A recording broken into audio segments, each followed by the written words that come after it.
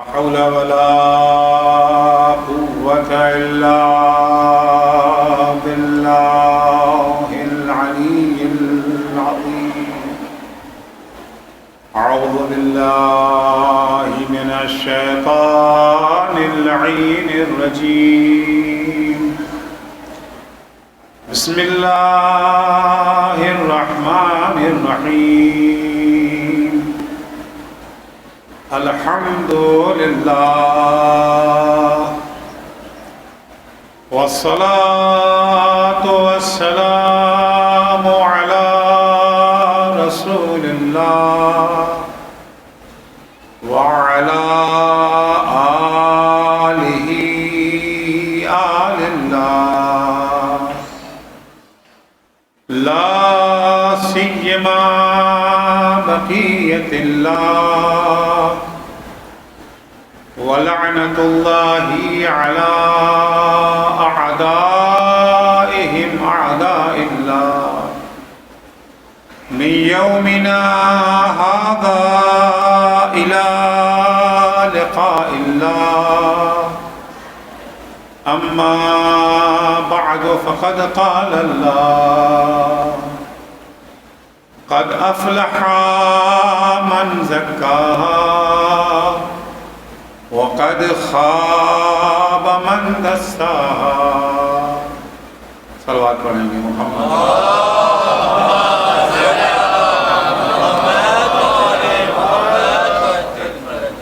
عزیزان گرامی، کچھ خواہشیں انسانوں میں ایسی ہوتی ہیں جو ہر زمانے میں پائی جاتی ہیں، ہر جگہ پائی جاتی ہیں اور ہر صنف میں پائی جاتی ہیں، ہر شخص میں پائی جاتی ہیں.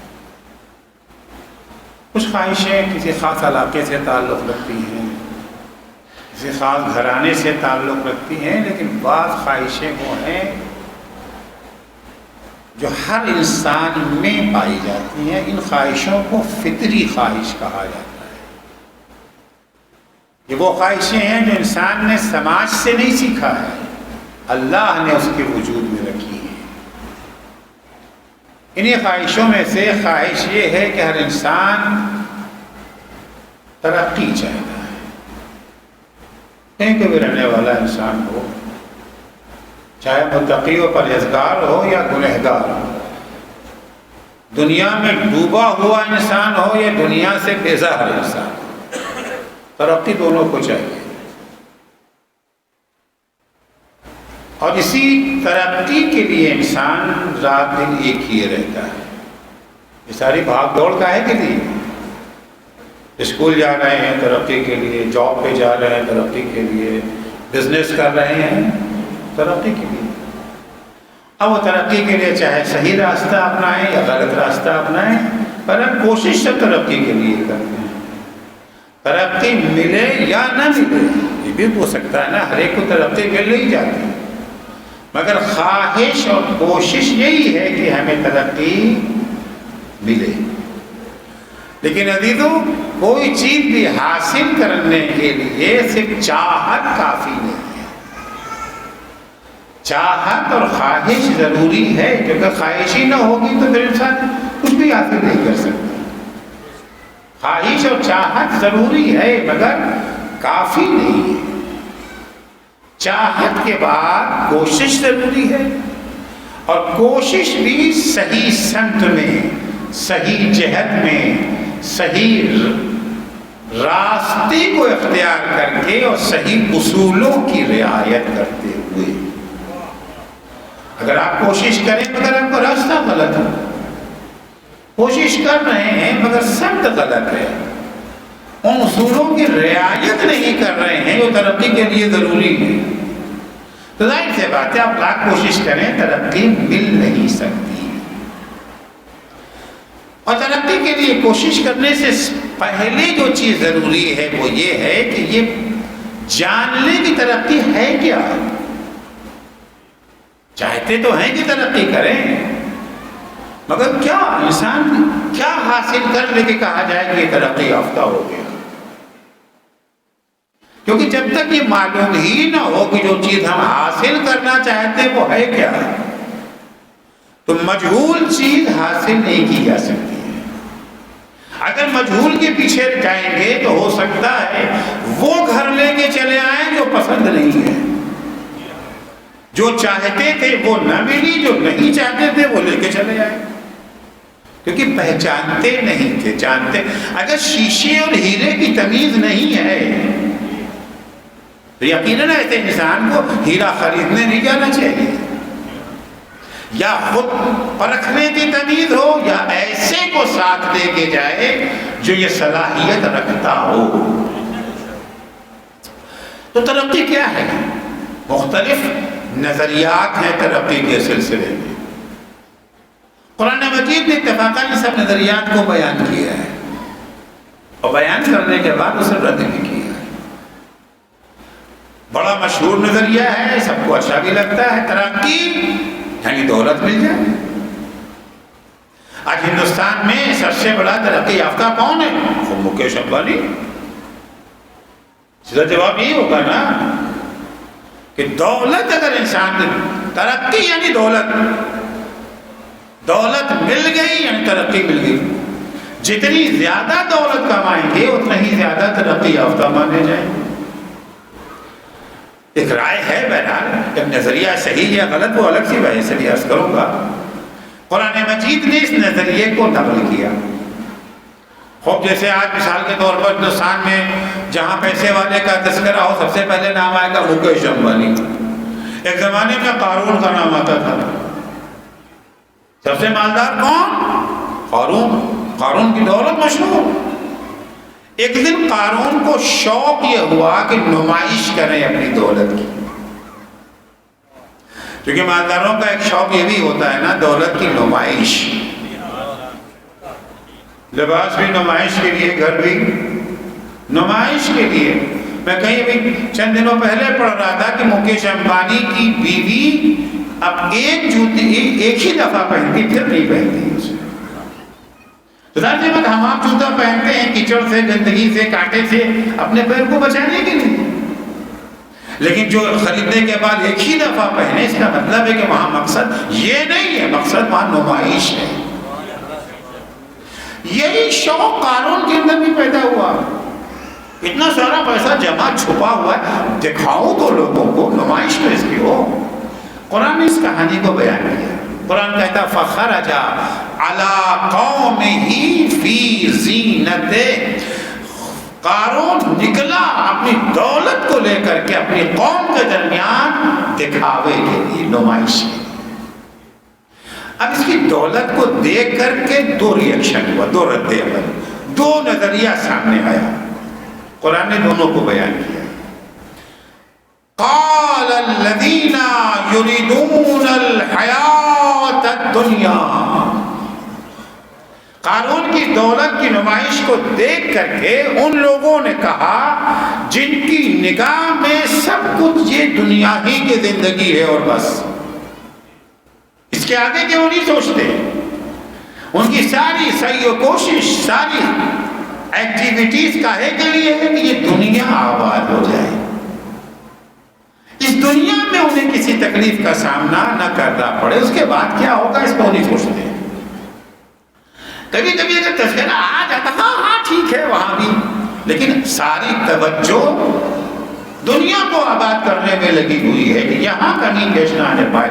قال الذین یریدون الحیاۃ الدنیا، وہ لوگ جو عاشق دنیا ہیں، دنیا کی زندگی کے شیدا ہیں، انہوں نے کہا یا لیت لنا اوتی لنا مثل ما اوتی قارون، اے کاش ہمیں بھی ویسے ہی دولت مل جاتی جیسی دولت قارون کو ملی ہے۔ انہ لذو حظ عظیم، یہ تو بڑا ترقی یافتہ انسان ہے،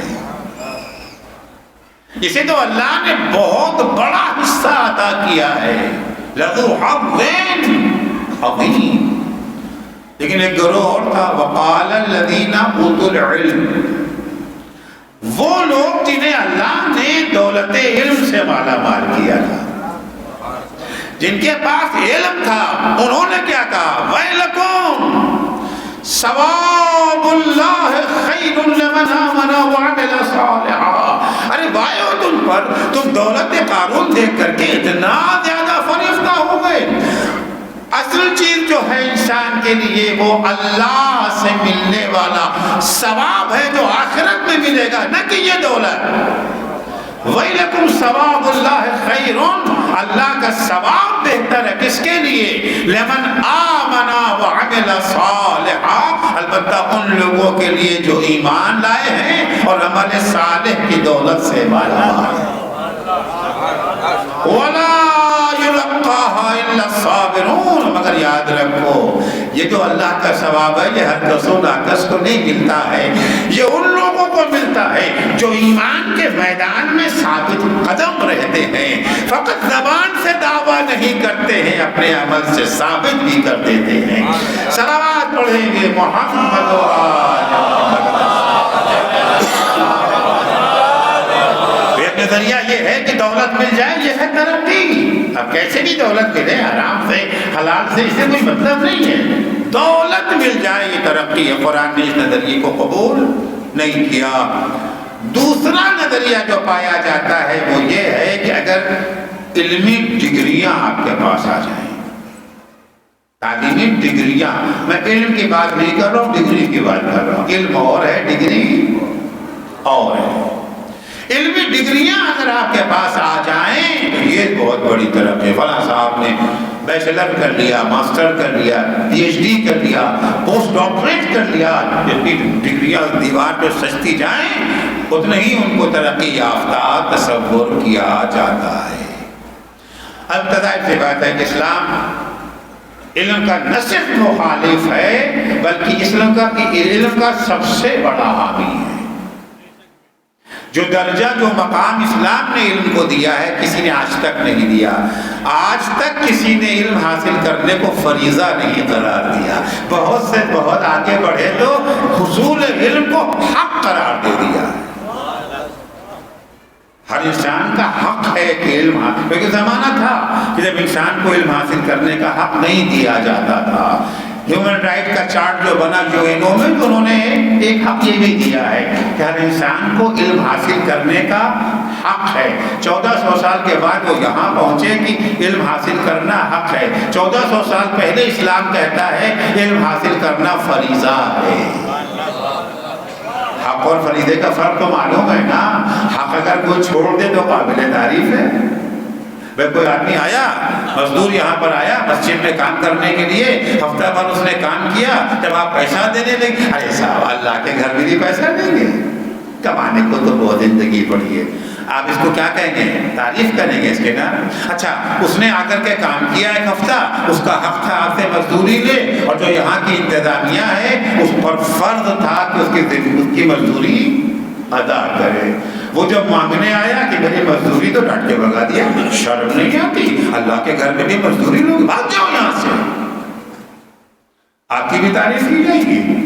کیا اچھے منتظرین ہیں ماشاءاللہ، مزدور کا حق مار کے بیٹھ گئے۔ حق چھوڑو تو قابل تعریف، فرض چھوڑو تو قابل سرزنش۔ دنیا کہتی علم حاصل کرنا حق ہے، اسلام کہتا ہے علم حاصل کرنا فرض ہے۔ صلوات پڑھیں گے محمد و آل محمد۔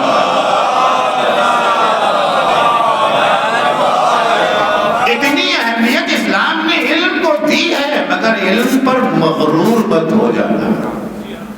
علم مقصد نہیں ہے، وسیلہ ہے، یاد رکھیے گا۔ علم وسیلہ ہے، پروردگار تک پہنچنے کا وسیلہ ہے، اور اگر اسی کو مقصد بنا لیا تو پھر یہی روڑا بن جاتا ہے پروردگار تک پہنچنے۔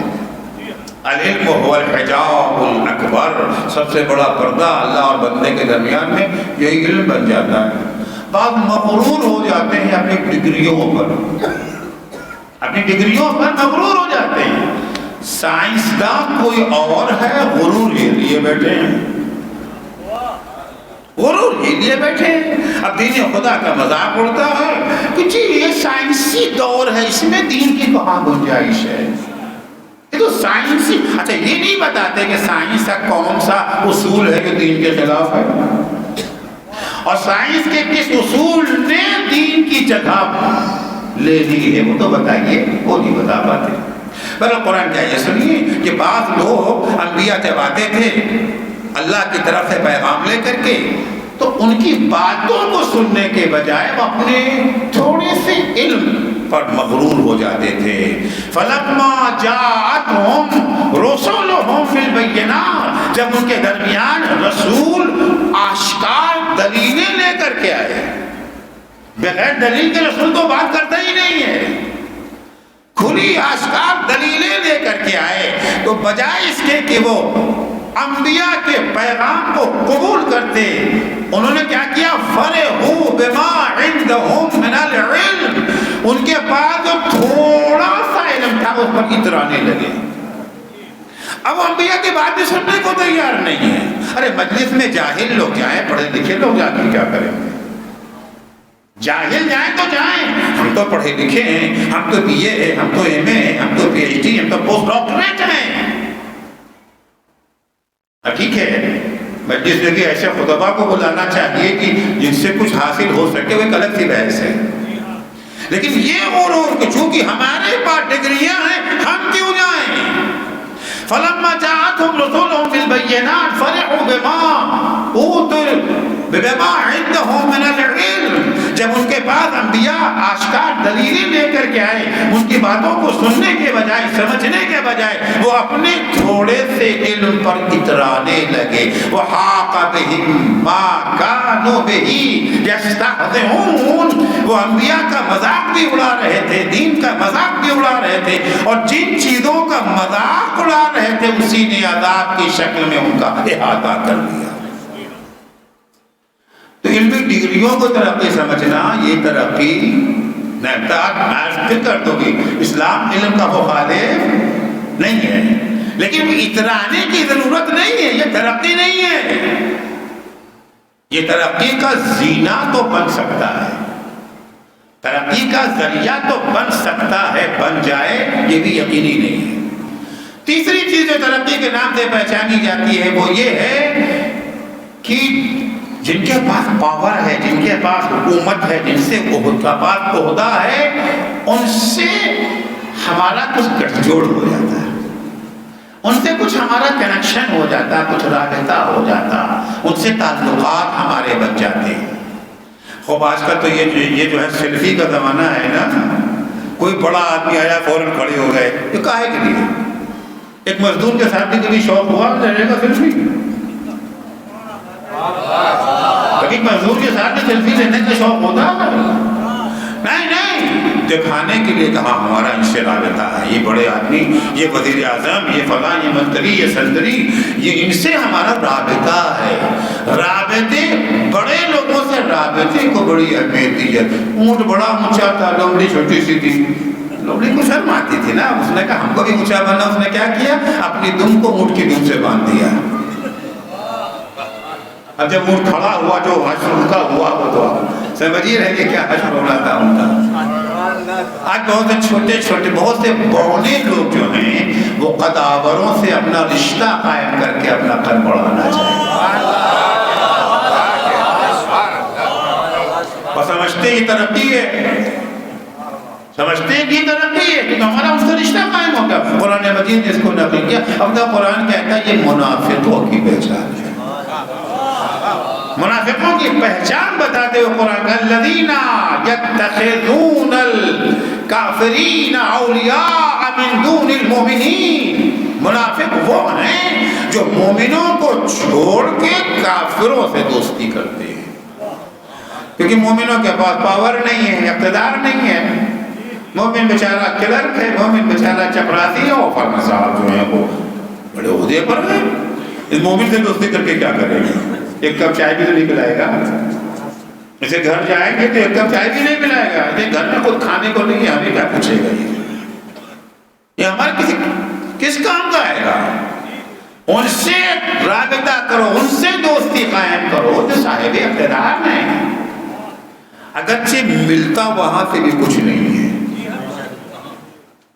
وہ سوائے آپ کو استعمال کرنے کے کسی کام میں نہیں آتے، اور استعمال کی اس طرح کرتے کہ یوز اینڈ تھرو، کام نکل گیا وہ پلٹ کے پھر آپ کو، مگر بہرحال جوڑے رہتے ہیں. الذین یتخذون الکافرین اولیاء من دون المؤمنین، منافقین وہ ہیں جو مومنوں کو چھوڑ کر کے کافروں سے یارانہ قائم کرتے ہیں، رابطہ قائم کرتے ہیں، ان سے جڑنے کی کوشش کرتے ہیں. قرآن کہتا ہے کہ کیوں کرتے ہو؟ ایبتغون عندهم العزہ، کیا تم ان لوگوں سے رابطہ قائم کرنے کر کے اپنے لیے عزت حاصل کرنا چاہ رہے ہو، مقام و رتبہ حاصل کرنا چاہ؟ بھول گئے فَإِنَّ الْعِزَّةَ لِلَّهِ جَمِيعًا، عزت کا خزانہ تو اللہ کے پاس ہے. اسے چھوڑ کے کہاں بھٹک رہے بھائی ادھر ادھر؟ تو ترقی کا ایک معیار یہ سمجھا جاتا ہے. ترقی کا چوتھا معیار میں بیان کر کے بات کو آگے بڑھاؤں. چوتھا معیار ہے کہ خود ہی ہمیں اقتدار مل جائے، پاور مل جائے. صاحبان اقتدار سے رشتہ نہیں، خود ہمیں پاور مل جائے. اگر پاور میں آ گئے تو صاحب ترقی کر کے، گاؤں میں تھے پردھانی کا الیکشن جیت لیا اور ترقی ہو گئی، ایم ایل اے بن گئے اور ترقی، ایم پی بن گئے اور ترقی، یہ جو ہے منسٹری مل گئی اور ترقی، اور کہیں چائے بیچے ہے پرائم منسٹر بن گئے. کیا کہنا ہے ترقی کا؟ ترقی کا معیار یہی ہے نا. جس وقت موسیٰ کا مقابلہ فرعون سے ہو رہا تھا، جب فرعون نے اپنے درباریوں اپنے چیلوں سے کہا فَأَجْمِعُوا كَيْدَكُمْ، جتنی تدبیریں جتنی سازشیں تم کر سکتے ہو سب کو آج اکٹھا کر لو. ثُمَّ اَعْتُوا صَفًّا، پھر صف در صف سب لوگ آؤ. اور یاد رکھنا قَدْ أَفْلَحَ الْيَوْمَ مَنِ اسْتَعْلَىٰ، آج کامیاب وہی ہے، آج ترقی اسی کا مقدر ہے جو آج اقتدار کا مالک ہوگا. جس کے ہاتھ میں حکومت ہے وہی کامیاب ہے، وہی ترقی یافتہ ہے. یہ وہی خواب خیال، یہ وہی فرعونی خیال تھا جو یزید نے اس وقت پیش کیا جب جناب زینب کبریٰ رسن بستہ دربار یزید میں کھڑی ہوئی. جناب زینب کے سال میں دیکھ کے اس نے کیا کہا؟ اقتدار اس کے پاس ہے نا، حکومت اس کے پاس ہے، کرسی اس کے پاس ہے. امام سجاد کے پاس کیا ہے؟ الزاہی جناب زینب کے پاس کیا ہے؟ رسیوں میں جکڑے ہوئے کھڑے ہوئے، ساری پشت کوڑوں سے لہولہان ہے، پیروں میں چھالے پڑے ہوئے، اتنا پیدل چلایا گیا ہے. یزید فرعونی فکر کی ترجمانی کرتے ہوئے کہتا، قرآن کی آیت پڑھتا ہے، بتا اللہم مالک الملک تؤتی الملک من تشاء تنزع الملک ممن تشاء تعز من تشاء وتذل من تشاء. اللہ تو جسے چاہتا ہے حکومت سے نواز دیتا ہے، جس سے چاہتا ہے حکومت چھین لیتا ہے، ان سے چھین کے ہمیں دے دیا. تعز من تشاء وتذل من تشاء، جس کے ہاتھ میں پاور آ جائے وہی عزت دار ہے، اور جس کے ہاتھ سے حکومت چھین جائے وہی ذلیل ہے. تعز من تشاء وتذل من تشاء. مگر کیا کہنا ہے علی کی بیٹی زینب کا، کیا کہنا ہے صبر زینب کا، کیا کہنا ہے شجاعت زینب کا. بڑے سے بڑے ایسے حالات میں اپنی عقل کھو بیٹھتے ہیں. جناب زینب ترکی بے ترکی جواب دیتی ہیں، قرآن کی آیت سے جواب دیتی ہیں. وَلَا يَحْسَبَنَّ الَّذِينَ كَفَرُوا أَنَّمَا نُمْلِي لَهُمْ خَيْرٌ لَهُمْ إِنَّمَا نُمْلِي لَهُمْ لِيَزْدَادُوا إِثْمًا وَلَهُمْ عَذَابٌ مُّهِينٌ. وہ کافر گمان نہ کرے جنہیں ہم نے مہلت دی ہے، جنہیں ہم نے اقتدار مہلت کی شکل میں عطا کیا ہے، وہ یہ نہ سمجھیں یہ مہلت ان کے لیے خیر ہے. ہم نے یہ مہلت تمہیں اس لیے دی ہے، یہ اقتدار تمہیں اس لیے دیا ہے تاکہ اقتدار کے سائے میں تمہارے گناہوں میں اضافہ ہوتا رہے. جتنا گناہوں میں اضافہ ہوگا اتنا ہی تمہارے عذاب میں اضافہ ہوگا. تو حکومت ہمیشہ خیر نہیں ہے، ہمیشہ حکومت اسلام حکومت کبھی مخالف نہیں، وہ ایک الگ چیپٹر ہے، مگر حکومت کوئی معیار عزت نہیں ہے، معیار برتری نہیں ہے، معیار ترقی نہیں ہے. کبھی کبھی یہی حکومت بدبختی کا سبب بن جاتی ہے. انسان تمنا کرتا ہے کاش ہم کبھی کرسی حکومت پر نہ بیٹھے ہوتے۔ تو 4 نظریے قرآن مجید نے نقل کیا ہے اور چاروں کو رد کیا ہے قرآن نے۔ آخر میں قرآن اپنا نظریہ پیش کرتا ہے کہ واقعاً ترقی کیا ہے، وہ ترقی کیسے مل سکتی ہے۔ قرآنی نظریہ، قرآن میں جب اللہ نے اس نظریے کو بیان کیا، کہ بات بہت اہم ہے نا، بات بہت اہم ہے، لہذا پروردگار نے 11 قسمیں کھائی ہیں۔ وہ خدا جو محتاج قسم نہیں ہے، وہ 11 قسم کھا کے بیان کر رہا ہے کہ ترقی کیا ہے۔ قد افلح من زکاہا وقد خاب من دساہا۔ 11 قسمیں کھانے کے بعد کہتا ہے ترقی یہ ہے کہ انسان اپنے نفس کا تزکیہ کر لے۔ اگر نفس کا تزکیہ ہو گیا، چاہے حکومت نہ ہو، چاہے سوکھی روٹی کھا رہا ہو انسان، اگر نفس کا تزکیہ ہو گیا، یہ ہے ترقی۔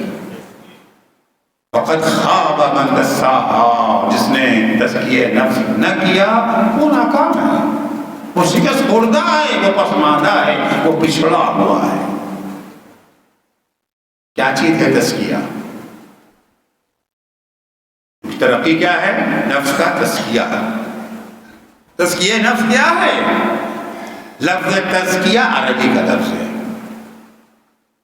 نفس انسانی کے بارے میں استعمال ہونے سے پہلے، چونکہ اس کو اللہ نے استعمال کیا نفس انسانی کے بارے میں، ورنہ عربی زبان میں پہلے یہ استعمال ہوتا تھا کسانوں کے لیے، باغبانوں کے لیے۔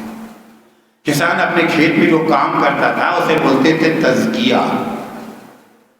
باغباں اپنے کام میں جو، اپنے باغ میں جو کام کرتا تھا اسے کہتے تھے تزکیہ۔ زک الفلاح، کسان نے اپنے کھیت کا تزکیہ کر دیا۔ کسان کیا کرتا ہے اپنے کھیت میں؟ 2 کام۔ پہلا کام، اپنے کھیت میں جو فصل اگی ہے اس کے لیے خوراک فراہم کرتا ہے۔ اس کی خوراک کیا ہے؟ پانی، کھاد، سورج کی روشنی، مناسب مقدار میں حرارت۔ ٹھنڈک زیادہ بڑھ جائے تو فصل تباہ ہو جائے گی نا۔ خوراک ہے اس کے لیے، حرارت خوراک، سورج کی روشنی خوراک، کھاد خوراک، پانی خوراک۔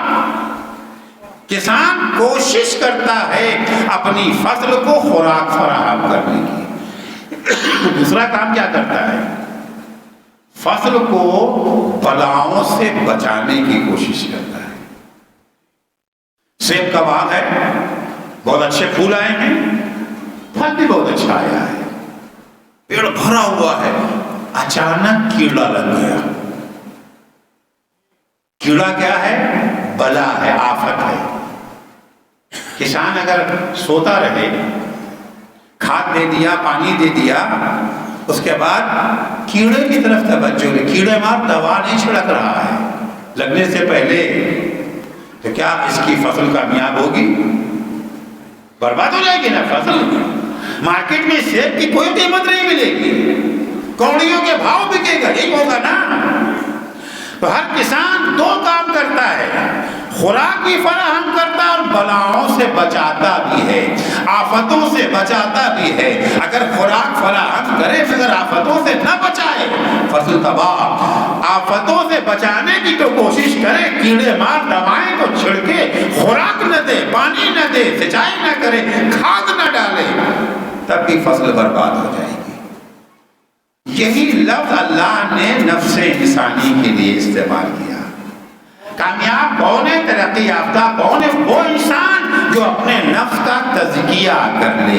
یہی 2 کام اسے بھی کرنا ہے، اپنے نفس کے لیے خوراک فراہم کرنا ہے اور بلاؤں سے بچانا ہے۔ نفس کی خوراک یاد خدا ہے، کھیت کی خوراک کھاد ہے، پانی ہے۔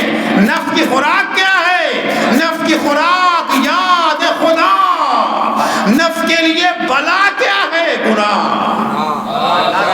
تزکیہ نفس یعنی دل کو یاد خدا سے آشنا کر دو اور نفس کو گناہوں سے دور رکھو۔ صلوات پڑھیں گے محمد و آل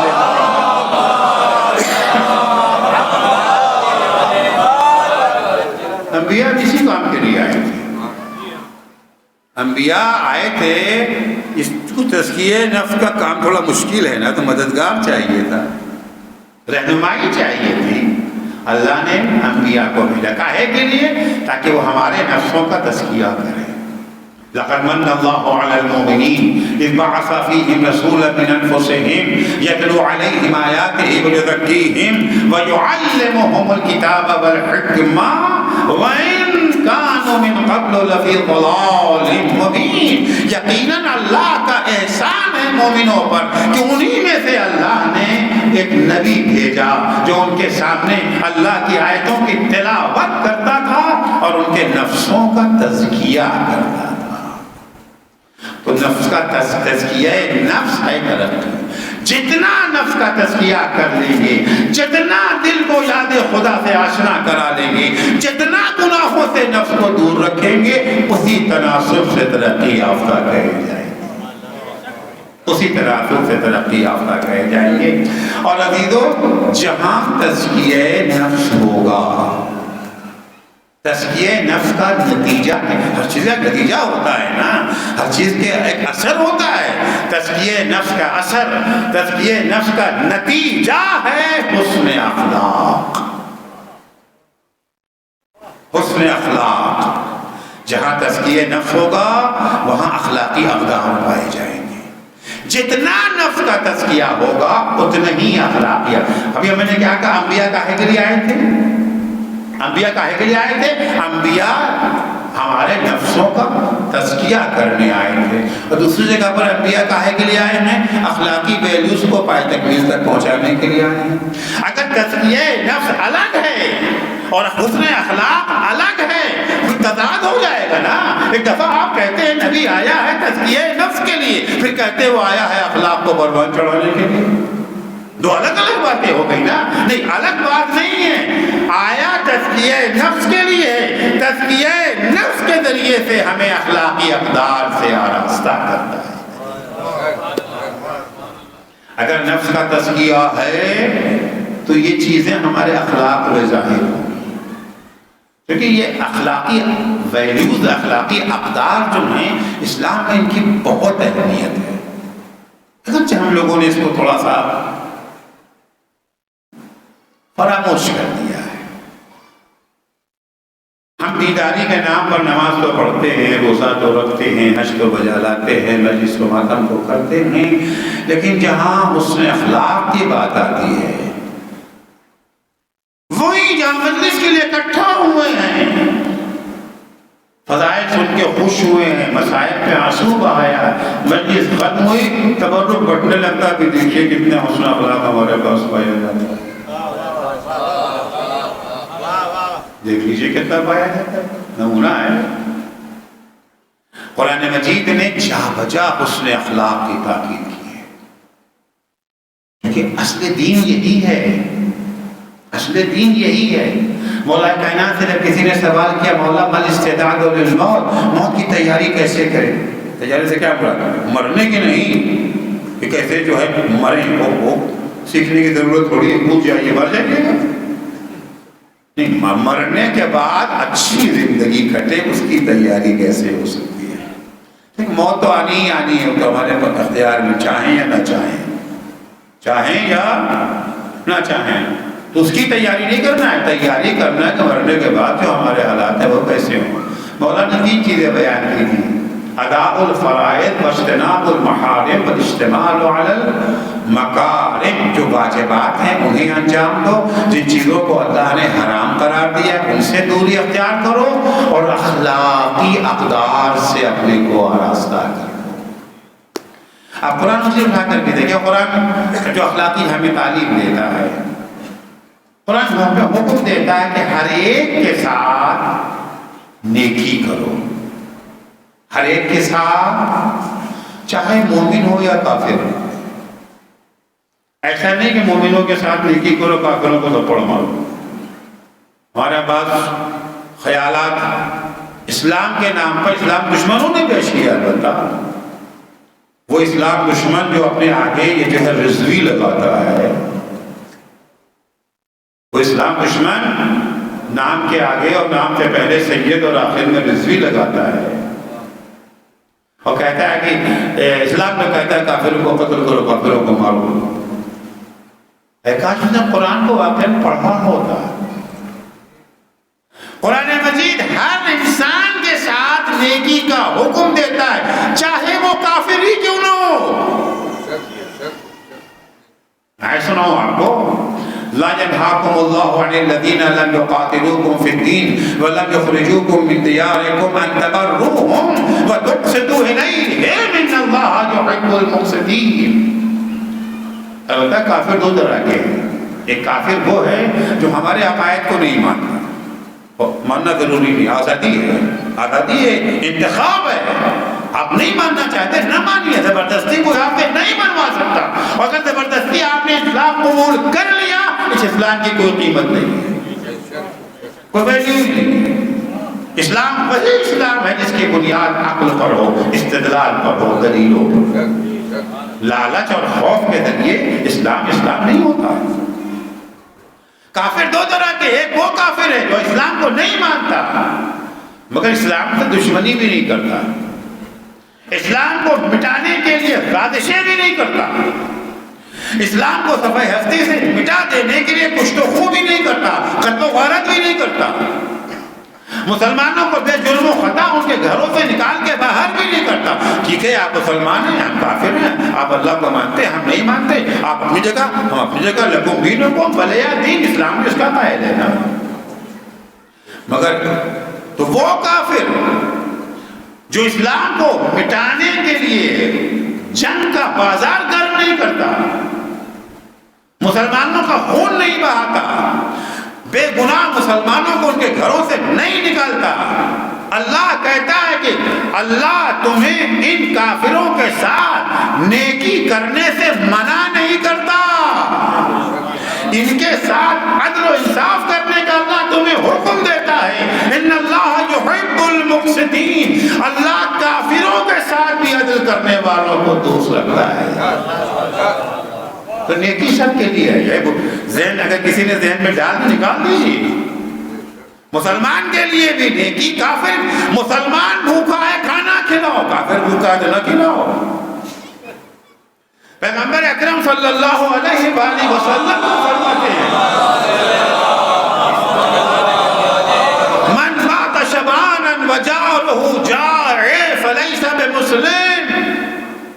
اگر کوئی انسان کھانا کھا کے رات میں اس حال میں سو رہے کہ اس کا پڑوسی بھوکا ہے، وہ مسلمان نہیں ہے. یہ نہیں کہا کہ مسلمان پڑوسی اگر بھوکا ہو شرط مسلمان کی نہیں ہے. نیکی ہے نا، بھوکے کو کھانا کھلانا نیکی ہے، گرے کو اٹھا دینا نیکی ہے، بیمار کا علاج کرا دینا نیکی ہے. اللہ سب کے ساتھ، آپ مومن کے ساتھ بھی نیکی کریں اور کافر کے ساتھ بھی نیکی کریں. منع نہیں کرتا اس چیز کو قرآن اس بات کی اجازت نہیں دیتا کہ آپ مخالفوں کو گالی دیں. گالی تو کسی کو نہیں دینا ہے، اپنوں کو تو نہیں دینا ہے، غیروں کو بھی نہیں دینا ہے. افسوس ہے کہ ہمارے کچھ ذہنوں میں بات چیزیں بھری ہوئی ہیں. 9 ربیع الاول ابھی آ رہا ہے، یہ بھی دیکھیے گا کتنے مومن ہیں. اور وہ سب کچھ بھی ولایت کے نام پر، محبت اہل بیت کے نام پر. اور دیکھیے تو اہل بیت کیا کہتے ہیں، ارے وہ دشمن ہے. ہاں وہ دشمن ہے، مان لیے دشمن ہے، دشمن کو بھی گالی نہیں دینا ہے. قرآن کی آیت سناؤ، لا تسبوا الذین یدعون من دون اللہ، جو لوگ اللہ کے سوا کسی اور کی پوجا کرتے ہیں انہیں گالی مت دینا. جنگ صفین ہو رہی ہے، مولا کائنات کی نظر ایک دفعہ پڑی، مولا نے کیا دیکھا کہ مولا کے فوجی شامیوں کو گالی دے رہے ہیں. اب ظاہر بات ہے شامی ہیں، معاویہ کی طرفدار ہے، ان میں کوئی خوبی کوئی اچھائی تو نہیں ہے. مولا نے دیکھا کہ ہماری فوج والے گالی میں بھاری پڑ رہے ہیں ان کے اوپر. مولا نے کہا یہ کیا ہو رہا ہے، یہ کیا ہو رہا ہے؟ ایاکم ان تکونوا خبردار تمہارا شمار گالی دینے والوں میں نہیں ہونا چاہیے. مولا کے فوجیوں نے کہا حضور پہلے انہوں نے شروع کیا، ہم تو جواب دے رہے ہیں، گالی کا آغاز انہوں نے کیا، ہم جواب دے رہے ہیں۔ مولا نے فرمایا وہ اپنی تہذیب دکھا رہے ہیں، تم اپنی ثقافت پیش کرو۔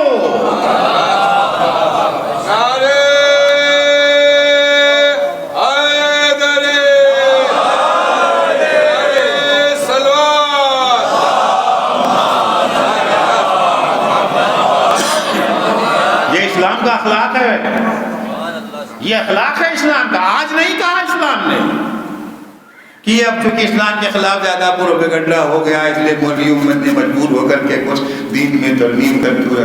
نہیں، یہ تو قرآن ہے بھائی، یہ قرآن آج کا تھوڑی ہے، حدیث پیغمبر آج کی نہیں ہے، سیرت ائمہ آج کی نہیں ہے۔ یہ اور بات ہے کہ ہم اس سے غافل ہیں، دنیا کی چیزیں پڑھنے کا ہمیں شوق ہے مگر اپنا دین پڑھنے کا شوق نہیں ہے۔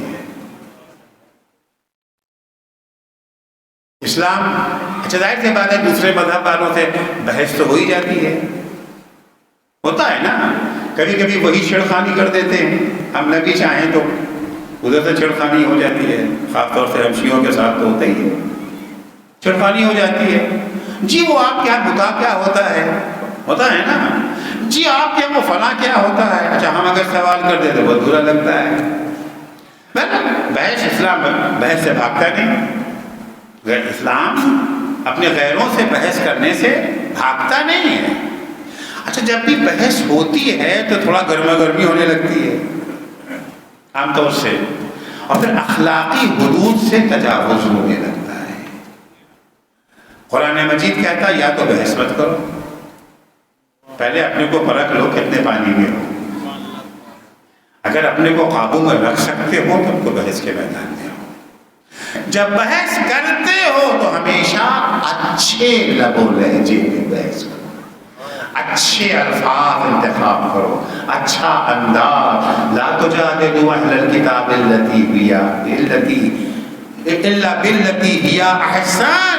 دیکھو اہل کتاب سے جب کبھی بحث کرنا احسن طریقے سے بحث کرنا، بہترین طریقے سے، دائرہ اخلاق سے باہر مت جانا۔ الا الذین ظلموا منہم، البتہ وہ اہل کتاب میں بھی بات ظالم ہیں، وہ ان کا چیپٹر الگ ہے، ان سے بات کرنے کا انداز الگ ہے، لیکن ان سے جو بات کرنا ہے عام لوگوں سے۔ اسلام کا ایک نعرہ ہے کہ محبت کا جواب محبت سے دو، نیکی کا جواب نیکی سے دو، اور ہمارے عام طور سے مشہور یہ ہے کہ نیکی کا دریا میں ڈال دو، جس کے ساتھ نیکی کیا ہے اس سے نیکی کی امید نہیں رکھنا چاہیے۔ ہم نے نیکی کیا تو یقیناً ہمارے مقابلے میں برائی کریں گے، نہیں، اسلام کا حکم یہ ہے کہ نیکی کا جواب نیکی سے، یا نیکی کا جواب نیکی سے، یا اس سے بہتر نیکی سے، یا اس سے بہتر نیکی سے۔ فرض کیجئے کہ ہمارے یہاں شادی تھی، ظاہر ہے شادی میں مین پاور کی ضرورت تو پڑتی ہی ہے، پڑوس والے آ کر کے صاحب انہوں نے 1 ہفتہ ہمارے گھر میں کام کیا، اب ان کے ہاں شادی ہے تو آپ 2 ہفتہ کام کیجئے، اور اگر 2 ہفتہ نہیں کر سکتے ہیں تو 1 ہفتہ تو کم سے کم ضرور کیجئے۔ قرآن کی آیت سنو آپ کو، اذا حییتم بتحیۃ فحیوها باحسن منها او ردوها، اگر تم کو کسی نے کوئی تحفہ دیا ہے، نیکی کا تحفہ تمہاری خدمت میں پیش کیا ہے، تم اس سے بہتر انہیں دو یا کم سے کم ویسا ہی انہیں دے دو۔ اسلام کا قدم اور آگے بڑھتا ہے، تو ہو گیا اچھائی کا جواب اچھائی سے۔ اچھا برائی کا جواب کہے سے دینا چاہیے؟ ہم لوگ تو اس کا جواب معلوم ہے، اس کا جواب پتھر اور کیا، برائی کا جواب اس سے زیادہ برائی سے۔ یہ سبب تو ہم لوگوں کو زبانی یاد ہے، بچہ جانتا ہے، اینٹ کا جواب پتھر سے۔ اسلام کا یہ حکم نہیں ہے، اسلامی اخلاقیات یہ نہیں ہے۔ اسلام کہتا ہے اچھائی کا جواب اچھائی سے دو، برائی کا جواب بھی اچھائی سے دو۔ ادفع باللتی ہی احسن السیئہ، برائی کا جواب اچھائی سے دو، دوسری جگہ پر ہے ادفع باللتی ہی لا تستوی الحسنۃ والسیئۃ ادفع باللتی ہی احسن اذا الذی بینک وبینہ عداوہ کأنہ ولی حمیم۔ دیکھو برائی اچھائی دونوں برابر نہیں ہو سکتے ہیں، تم ہمیشہ برائی کا جواب اچھائی سے دو۔ جب تم برائی کا جواب اچھائی سے دو گے، آج جو تمہارا کٹر دشمن ہے کل تمہارا پکا دوست بن جائے گا، کل تمہارا پکا دوست بن جائے گا۔ نمونے کے طور پر وہ روایت آپ کے سن کے ٹائم نہیں رہ گیا کہ میں سے بیان کروں، امام حسن و شامی کا واقعہ ابھی سنا ہوگا، شہادت امام حسن کے یہ جو ہے موقع پر پکا دشمن سب سے بڑا دوست بن گیا۔ اسلام کے اخلاقیات ہیں، ماں باپ سے اچھا سلوک کرو چاہے ماں باپ کافر ہی کیوں نہ۔ ماں باپ نے ایڑی چوٹی کا زور لگا دیا ہے تمہیں مشرک بنانے کے لیے، ان کی بات تو نہ ماننا لیکن برتاؤ تمہارا اچھا ہوگا۔ مت کہنا بڈھے شرم نہیں آتی مجھے جہنم میں بھیج دے، ہاں یہ زبان نہ استعمال کرنا۔ ان جاہداک علی تشرک بی ما لیس لک بہ علم، اگر تمہارے ماں باپ پورا زور لگا دیں تمہیں مشرک بنانے کے لیے، مشرک تو نہ بننا، ان کی بات تو نہ ماننا۔ وصاحبہما فی الدنیا معروفا، لیکن دنیا میں تمہارا برتاؤ ان سے اچھا ہی ہونا چاہیے، اچھا بھائی۔ یہ اخلاقیات ہے جو ہمارے یہاں اسلام میں بہت ساری آیتیں، ظاہر سی بات ہے کہ ایک مجلس میں سب چیزیں تو نہیں بیان کی جا سکتی۔ یہ ہے ہمارا حسن اخلاق، یہ نتیجہ ہے تزکیہ نفس۔ اگر نفس گناہوں سے آلودہ ہے یہ صفات پیدا نہیں ہو سکتی، چند دنوں کے لیے شاید یہ صفات پیدا ہو جائے، مگر زیادہ دیر تک یہ بات قائم نہیں رہ سکتی ہے، بدلتے ہوئے حالات میں سب بدل جاتے ہیں۔ لیکن جہاں نفس کا تزکیہ ہو جائے، عصر عاشور ایک نمونہ پیش کر رہا ہوں، اخلاق کا نمونہ۔ کربلا میں ہر چیز کا نمونہ موجود ہے۔ اگر کہا گیا کربلا کو یاد رکھو کیونکہ کربلا عاشور یعنی اسلام کی عملی تصویر، حسین ابن علی نے پورا اسلام عملی طور پر ایک دن میں پیش کر دیا ہے۔ کتابی اسلام اور ہے، عملی اسلام اور ہے۔ جب سب شہید ہو چکے تھے، جب انہوں محمد کا جنازہ حسین زینب کے سامنے لا کر رکھ چکے تھے، بیوہ بھابش کے سامنے یتیم بھتیجے کا پامال لاشا لا کے رکھ چکے تھے، جب علی اکبر کے سینے پہ برچھی لگ چکی تھی، جب عباس کے شانے قلم ہو چکے تھے، جب علی اصغر کا ننھا سا گلا 3 پھل کے تیر سے چھت چکا تھا، اب حسین کے کوترہا میدان میں آتے ہیں۔ آنے کے بعد جنگ شروع ہوئی، مقابل سے شامی پہلوان آیا، اس نے امام حسین پر تلوار سے حملہ کیا، امام نے اس کے حملے کو ڈھال پہ روکا، ڈھال پہ روکنے کے بعد جوابی کارروائی کی، امام نے یہ تلوار چلائی، اس کی ٹانگ کٹ گئی، ٹانگ کٹی، گھوڑے سے نیچے گرا۔ اب اگر کوئی بھی سپاہی ہوتا تو کیا کرتا؟ دوسرا کام کیا تھا؟ دوسرا وار کر کے اس کا سر تن سے جدا کر دیتا، مگر حسین نے یہ نہیں کیا۔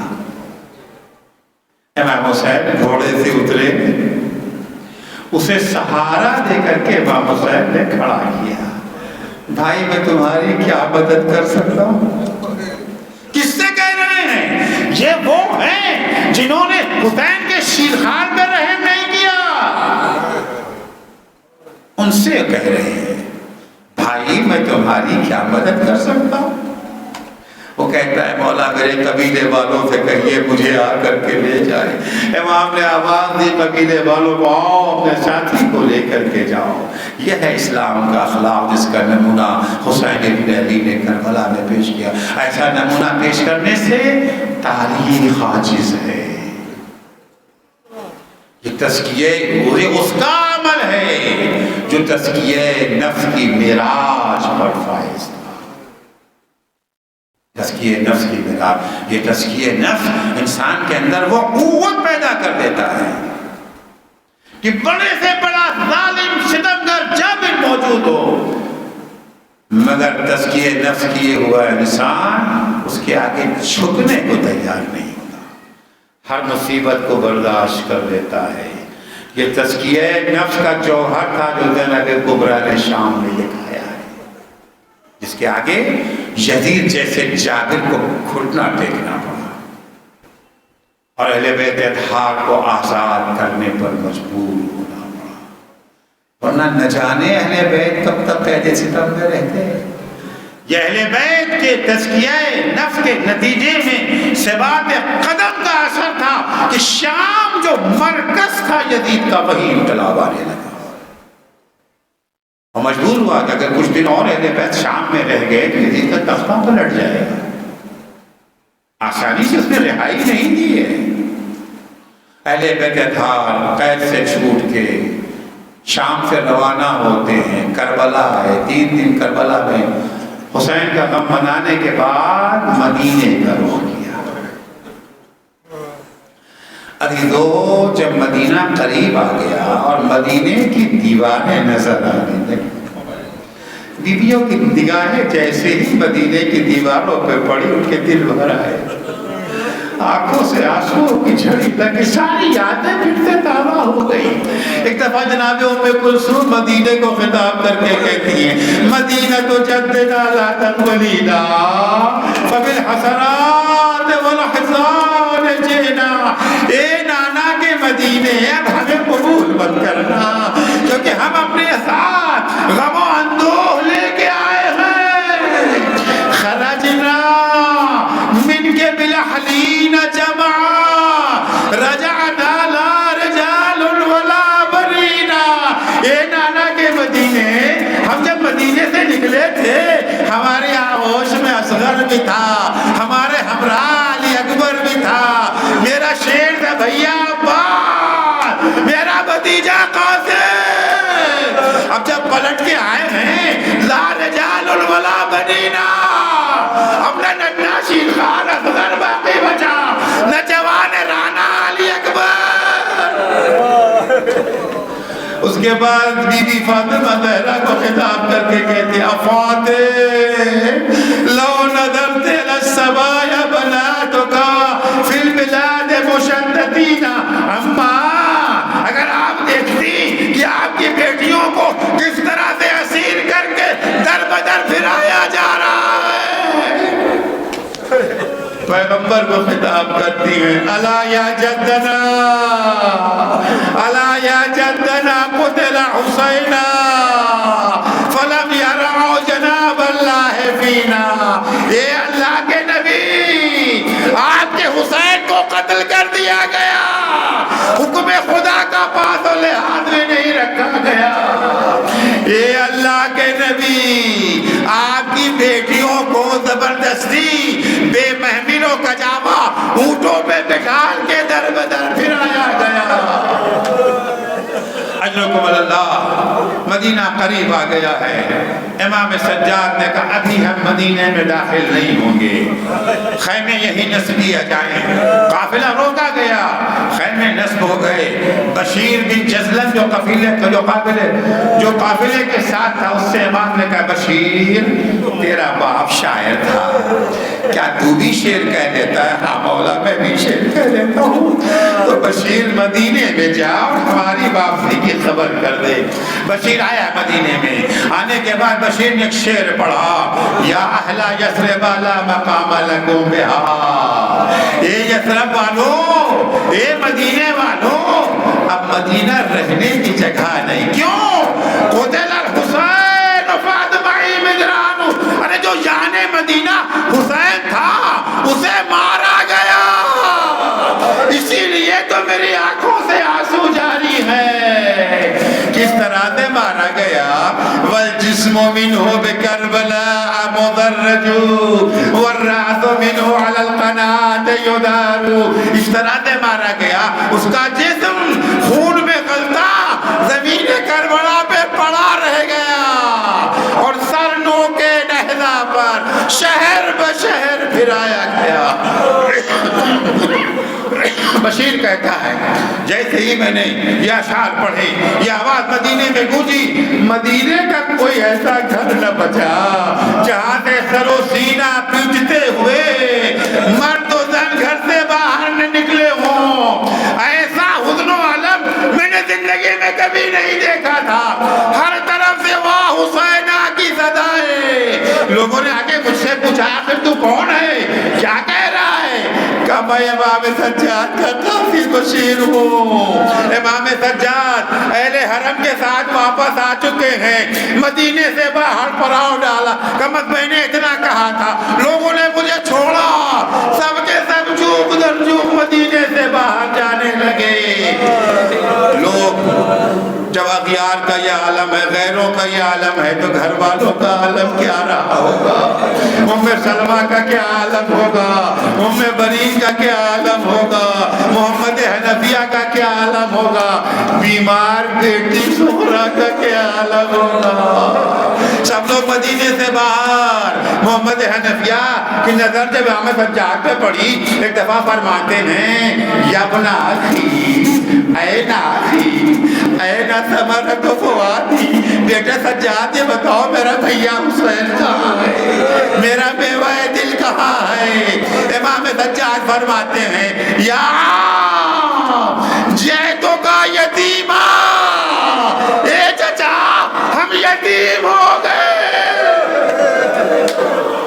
اجلکم اللہ۔ آخری جملہ میں یہ تمام کر رہا ہوں، قافلہ مدینے میں داخل ہوا، زینب کبریٰ سب سے پہلے نانا کے بازار میں آئی، آنے کے بعد اپنے کو نانا کے بازار میں گرا دیا، یا جدہ اتنی نعیتون بأخی الحسین، اے نانا اپنے بھیا حسین کی سنانی لے کے آئی ہوں۔ پھر بقی کا رخ کیا، یا امہ انی نعیت لابن کل حسین، اماں آپ کے بیٹے حسین کی سنانی لے کر کے آئی ہوں۔ پھر زینب نے حسین کا خون بھرا کرتا نکالا، اسے ماں کی قبر پہ ڈال دیا۔ اماں مسافر اپنے ساتھ تحفہ لاتا ہے، اے اماں میرا یہ تحفہ دیکھ لیجئے۔ ارے میرے بھیا کے بدن پر کوئی ایک جگہ سالم نہ بچی تھی، پورا بدن تیروں سے چھلی۔ الا لعنت اللہ علی قوم الظالمین وسیعلم الذین ظلموا ای منقلب ینقلبون۔